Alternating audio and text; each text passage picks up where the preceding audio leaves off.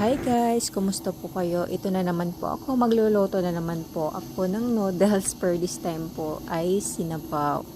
So ngayon nga, may chika ko sa iyo. Kanina po kasi yung tanghalian ko noodles, tapos sila yung tanghalian din nila is pansit bihon. And then pagdating ng hapon, mga alas 4, si Lolo kumain na naman ng cup noodles. At ngayong gabi, ang request niya naman ay noodles. So, noodles na naman. Walang sawang noodles itong si Lolo ko. Kaya minsan talaga ang ginagawa ko, paiba-iba na lang yung luto ng noodles ko.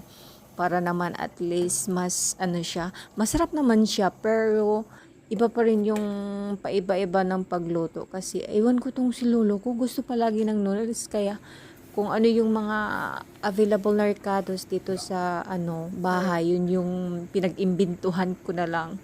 Kaya minsan kung makikita nyo